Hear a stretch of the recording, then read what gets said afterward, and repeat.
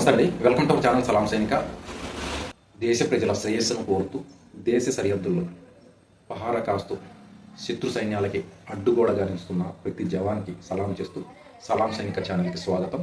ఈరోజు ఈ వీడియోలో చాలా ముఖ్యమైన విషయం, మన విధి నిర్వహణలో భాగంగా మనం మన బాధ్యతని నిభాయిస్తూ చాలా ముఖ్యమైన మరో బాధ్యతను మర్చిపోతున్నాం. దాన్ని గుర్తు చేయడంలో భాగంగా ఈరోజు ఈ వీడియో చేయడం జరిగిందండి. దయచేసి ఆఖరి వరకు చూడండి. ఇది సోల్జర్స్ అందరికీ కూడా చాలా ముఖ్యమైనది. ముఖ్యంగా సర్వింగ్లో ఉన్న రిటైర్ అయిన వీరందరికీ కూడా. ఇప్పుడు ముఖ్యంగా సర్వింగ్లో ఉన్న సోల్జర్ గురించి ముందుగా మాట్లాడుతున్నామండి. ఎవరైతే సోల్జర్ ఉన్నారో వీరు ముఖ్యంగా సర్వీస్ సమయంలో తన బాధ్యతని నిర్వర్తిస్తూ మన ఇంటి దగ్గర ఉన్న ఫ్యామిలీని కొంతవరకు మర్చిపోవడం జరుగుతుంది. అది ఏంటంటే ముఖ్యంగా వారి శ్రేయస్సు కూడా మనకు చాలా ముఖ్యమని చెప్పాలి. మనం ఈరోజు బోర్డర్స్లోకి వచ్చి ఇంత పోరాడుతున్నామంటే ఒకటి మన దేశం, రెండు మన ఫ్యామిలీ. ఈ రెండే కారణం. అయితే మనం రిటైర్ అయిన తర్వాత మన శేష జీవితం మన ఫ్యామిలీతోనే గడపాలి. వారి శ్రేయస్సు మనకి చాలా ముఖ్యం.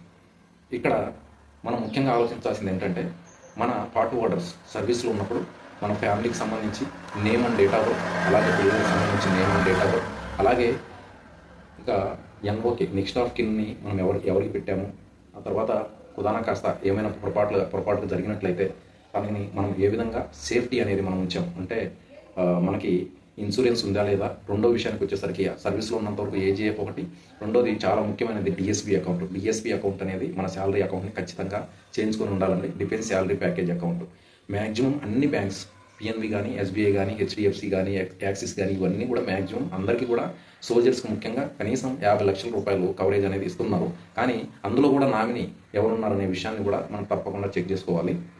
ఇక name and date of birth విషయానికి వస్తే ముఖ్యంగా మన సౌత్ యూనిట్స్లో చూసినట్లయితే ముఖ్యంగా మన సౌత్ యూనిట్లోని ప్రాబ్లం జరుగుతుంటుంది. ఎందువల్లంటే ఫ్యామిలీ సైడు వాళ్ళ అమ్మగారి ఇంటి పేరు ఒకటి ఉంటే మ్యారేజ్ అయిన తర్వాత వాళ్ళ హస్బెండ్ తరఫున ఇంటి పేరు మరొకటి ఉండటం జరుగుతుంది.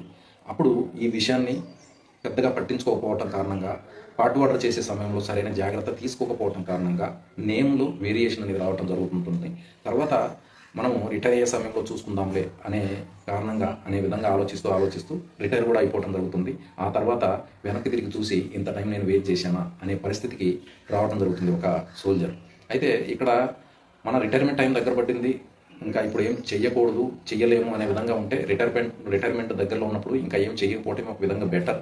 అయితే మ్యాక్సిమం సర్వీస్లో ఉన్నప్పుడే మన పిల్లల పేర్లు కానీ డేట్ ఆఫ్ బర్త్లు కానీ సెర్చ్ చేసుకుంటే బెటర్గా ఉంటుంది. ఎందుకంటే ఒరిజినల్ పీపీఓలోనే మన ఫ్యామిలీ నేమ్, తర్వాత మన పిల్లల నేమ్ కరెక్ట్గా వస్తే ఏంటంటే ఫ్యూచర్లో ఎప్పటికి కూడా ఎటువంటి ప్రాబ్లం రాదు. అలాగే డిశ్చార్జ్ బుక్లో కూడా ప్రాపర్గా ఉన్న పేరు ఉన్నట్టుగా ఎంట్రీ చేయడం వల్ల ఫ్యూచర్లో ఫ్యామిలీ పెన్షన్ విషయంలో కానీ, పిల్లలకి ఏ విషయంలో రిజర్వేషన్ విషయంలో కానీ, ఎడ్యుకేషన్ సమయంలో, అలాగే ఫైనాన్షియల్ అసిస్టెన్స్ విషయంలో కానీ, ఇక ఇలాంటి ఎన్నో ఆర్మీకి సంబంధించిన డాక్యుమెంటేషన్ విషయంలో ఎటువంటి స్ట్రగుల్ ఫేస్ చేయాల్సిన అవసరం రాదు.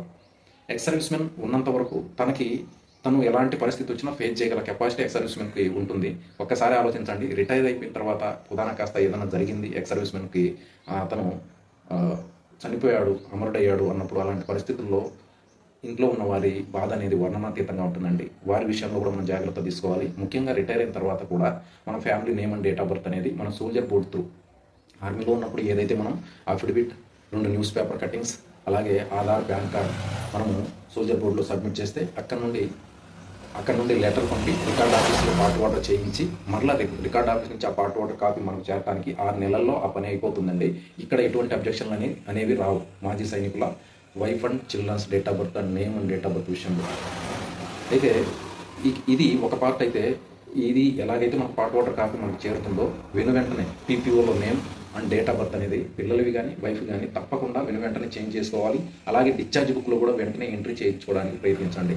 అదే మన పిల్లలకి అలాగే ఫ్యామిలీకి ఫ్యూచర్లో సేఫ్టీని సెక్యూర్ చేయడం అనేది జరుగుతుంటుంది అనమాట. ఇక రెండో విషయానికి వస్తే రిటైర్ అయిన తర్వాత కూడా మన pension account, joint pension account అనేది ఉండటం జరుగుతుంది.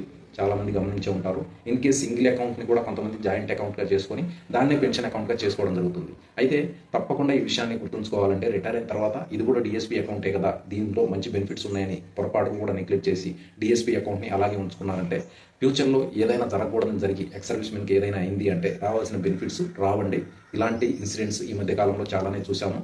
సో నేను చెప్పేది ఏంటంటే ఇంటికి రాగానే రిటైర్ అయిన వెంటనే ముందుగా బ్యాంక్ని సంప్రదించండి. డిఎస్పి పెన్షన్ గోల్డ్ అకౌంట్ ఉంటుందండి. ఈ డిఎస్పి పెన్షన్ గోల్డ్ అకౌంట్ దానికి సంబంధించిన వివరాలు నేను ఇక్కడ స్క్రీన్ మీద ఇస్తున్నాను. ఈ విధంగా మనం డిఎస్పి పెన్షన్ గోల్డ్ అకౌంట్ని మన బ్యాంకుకి సంప్రదించి అక్కడి నుంచి కన్వర్ట్ చేయించుకోవాలండి. ఇందులో కూడా కనీసం 30 లక్షల నుండి 50 లక్షల వరకు ప్రతి బ్యాంకు కూడా మనకి కవరేజ్ అనేది ఇవ్వడం జరుగుతుందండి. ఈ విషయాన్ని కూడా గమనించాలి.